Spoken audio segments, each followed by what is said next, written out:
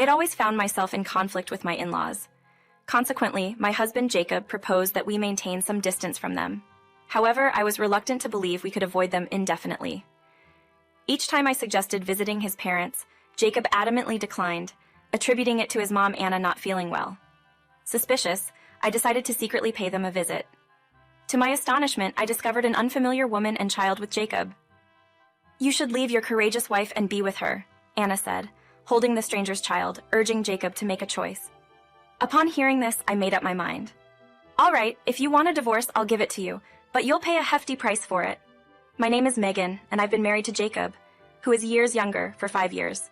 Truth be told, I never really got along with his parents from the moment I met them. His dad and Anna never welcomed me, especially Anna, who was always so sharp. An older woman like you probably wants to control Jacob, right? I think a submissive and supportive wife would suit Jacob better." Being older and career-driven, I wasn't the cute, submissive wife they had envisioned for their son.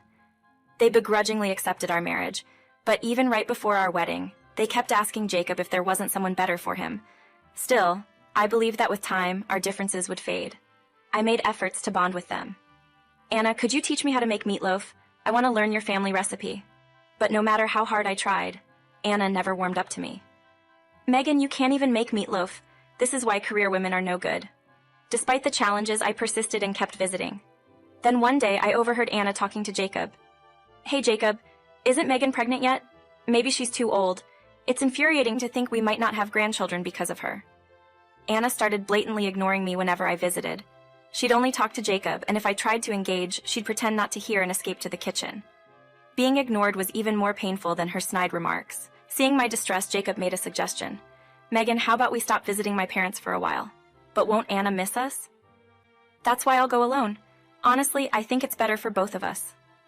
I understood what Jacob was trying to say. Anna probably didn't want to spend time with me either. From then on, Jacob often visited his parents alone on weekends while I stayed at home.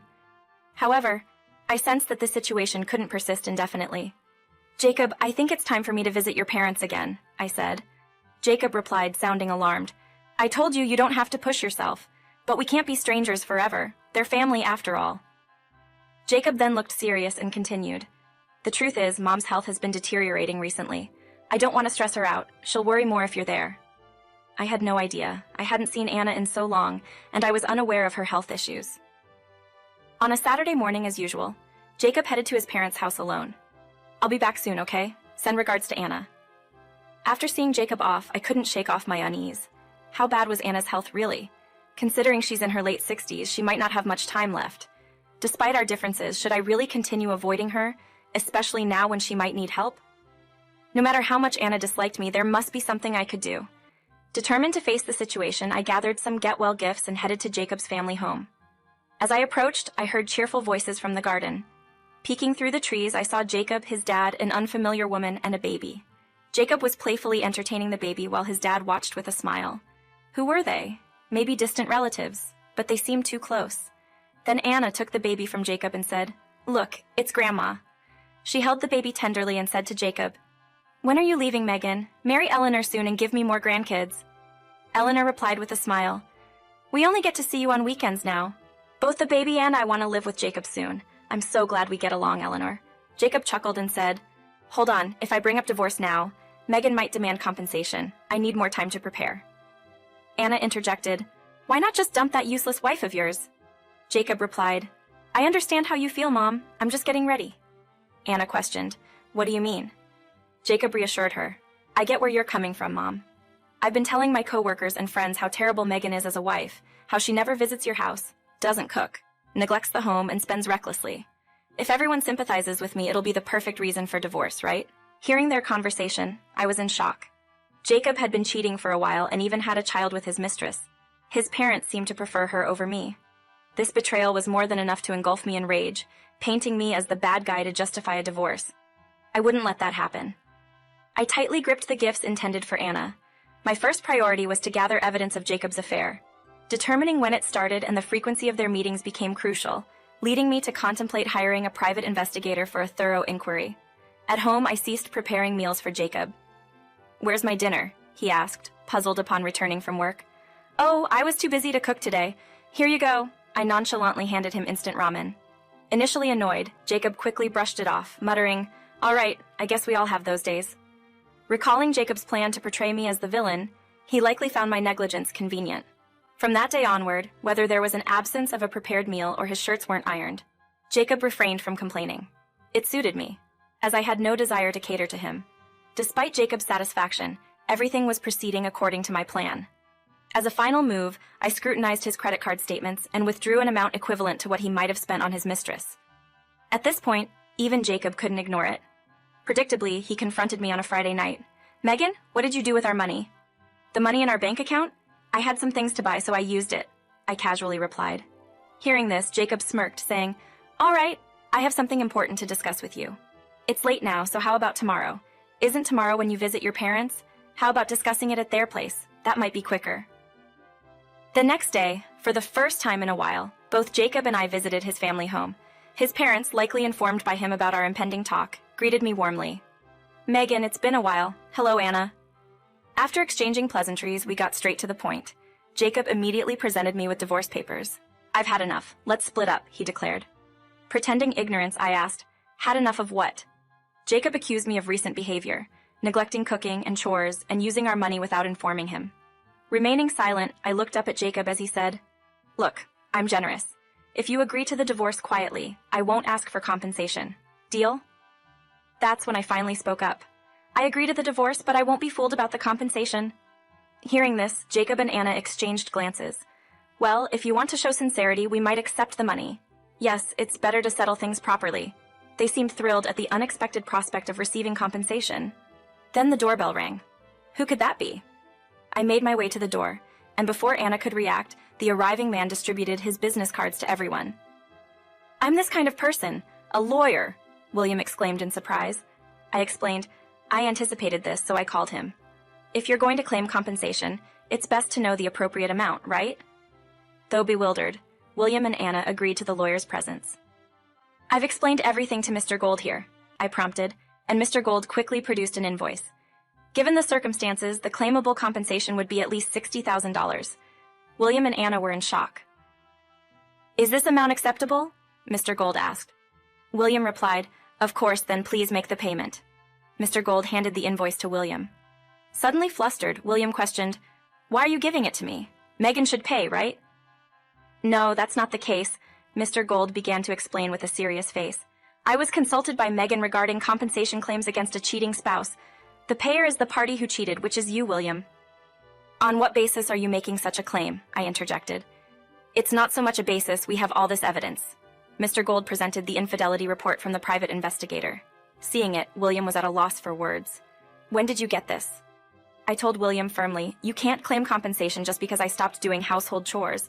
I stopped because I found out about your affair. It's only natural not to want to serve someone who's been dishonest, right? But I can't pay such a high amount of compensation. Our savings are already low because you took out money from our account, and the amount you took is the same as what I spent on my affair. If you want it back, then you should return what you spent on your affair," William pleaded. Seeming defeated, he then became more submissive.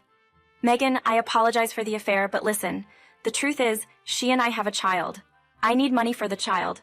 I can't lose money over this," William argued. I retorted, "After betraying your wife for years, you have the nerve to say that? It's not like that. I just want to use all our savings for the child. Do you really plan to raise that child?" "Of course, it's my responsibility as a parent. You wouldn't understand since you don't have kids, right?" William asserted. I replied, "I certainly don't understand how you can raise someone else's child as your own." "What do you mean by someone else's? The timeline of when you started seeing Eleanor and the age of her child doesn't add up. Even if you don't have kids, you should know that much, right?" In his panic, William quickly called Eleanor to his family home. She strolled in as if she owned the place. "William, what's the important talk? Did you finalize the divorce with your wife?" Eleanor was taken aback upon seeing me. Ignoring her question, William confronted Eleanor. "Eleanor, the child is mine, right? You said you even named the child after my middle name." "Wait, what are you talking about? Of course the child is yours. Megan investigated. She claims the child isn't mine and is demanding compensation." Eleanor glanced at the divorce papers and the compensation claim on the table. "What's this? Does Megan know about us? We have to pay the compensation, but then I can divorce her and marry you. How much is the compensation?" $60,000, William replied. "But if we pay that, we can be a family. We'll figure out the money together. Eleanor sighed deeply. I'm done. What, I have no use for you? If you're going to be broke because of the compensation, but the child needs a father, he'll go to his real father. Real? What do you mean? Eleanor explained with a hint of annoyance.